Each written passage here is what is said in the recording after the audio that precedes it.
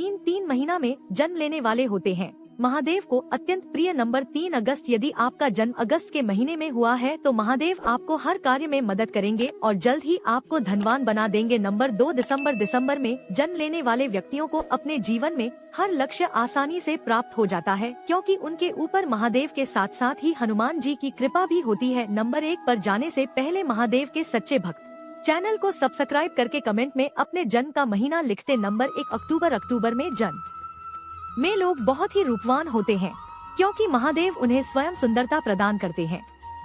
ये 4 सपनों के बारे में भूलकर भी किसी को कुछ मत बताना नहीं, तो इसका फल आपको कभी नहीं मिलेगा। आगे जानने से पहले सच्चे सनातनी जो परम प्रतापी प्रभु श्री राम को दिल से मानते हैं, वह सच्चा इंसान चैनल को सब्सक्राइब करके प्रभु श्री रामचंद्र के चरणों में नतमस्तक वंदन अर्पण करें।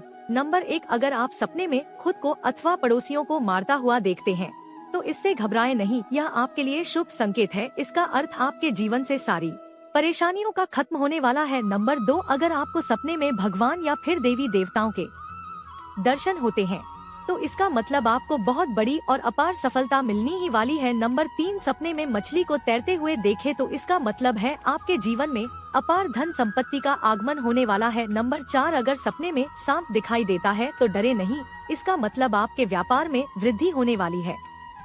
जिनके शरीर ऐसे होते हैं वे लोग भाग्यशाली होते हैं। पहले कान का आकार जिन मनुष्यों के कान बड़े लंबे होते हैं वे राजा की तरह होते हैं। छोटे कान वाले कंजूस होते हैं।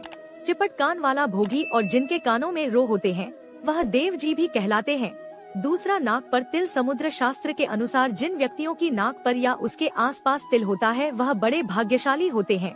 उन्हें जीवन के सभी सुख मिलते हैं और जिंदगी में धन की कभी कमी नहीं होती, साथ ही जीवन संपन्नता से भरपूर होता है। तीसरा उंगलियों की बनावट। जिन मनुष्यों की उंगली घनी और छोटी होती है वह बहुत पैसे वाले माने जाते हैं। पतली उंगलियां सही नहीं मानी जाती। भगवान श्री कृष्ण के लिए हमें लाइक और सब्सक्राइब अवश्य करें। सुबह बेटी का मुंह देखने से क्या होगा? शास्त्रों के अनुसार घर में बेटी होना शुभ माना जाता है। कुछ व्यक्तियों का भाग्य बेटी के जन्म के बाद ही चमकता है, क्योंकि बेटी लक्ष्मी होती है। अगर आप सुबह उठते ही सबसे पहले बेटी का मुख देखे हैं तो आपकी यश और स्वास्थ्य में बढ़ोतरी होती है। घर से बाहर निकलने से पहले अपनी बेटी के सिर पर हाथ अवश्य फेर। ऐसा करने से जिस कार्य के लिए निकले होंगे उसमें सफलता अवश्य मिलेगी।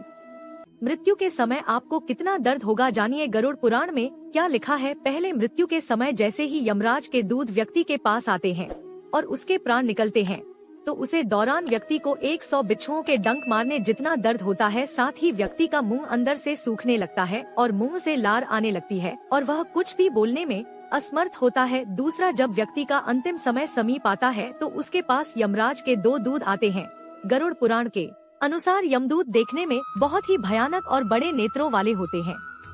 ऐसे यमराज के दूधों को देख पापी प्राणी भयभीत होकर मल मूत्र त्याग करने लग जाता है। तीसरा, मृत्यु के दौरान व्यक्ति के शरीर से अंगूठे के आकार जितना जीव हाकर करते हुए निकलता है, जिसे यमदूत पकड़ लेते हैं और यमलोक की यात्रा पर ले जाते हैं। बेटी को हमेशा खुश देखना चाहते हो तो इन 4 जगह पर बेटी की शादी भूलकर भी मत करना। जानने से पहले सच्चे सनातनी रामलाल के अयोध्या वापसी की खुशी में हमें लाइक और फॉलो करके प्रभु श्री राम के चरणों में बंधन करें। नंबर 1 जीवन में भूलकर भी कभी अपनी बेटी का ब्याह ज्यादा पास वाले काम अथवा काशन में मत करना, नहीं तो बेटी छोटी छोटी बातों से नाराज होकर सीधे माया के आने का ही प्रयास करेगी। नंबर 2 कभी भी अपनी बेटी की शादी अपने से बड़े हैसियत वाले गानों में नहीं करना चाहिए। नंबर 3 बेटी की शादी तय करते वक्त लड़के की पूरी जानकारी पता कर लेनी चाहिए, नहीं तो बाद में भारी पछतावे का सामना करना पड़ेगा। नंबर 4 कभी भी अपनी बेटी की शादी उससे बहुत ज्यादा उम्र दराज लड़के के साथ ना करें, क्योंकि बेटी और पति में ज्यादा उम्र का अंतर आता है तो उनके विचारों में भिन्नता आ जाती है, जिससे उनके बीच रोज लड़ाइयाँ होती रहती है।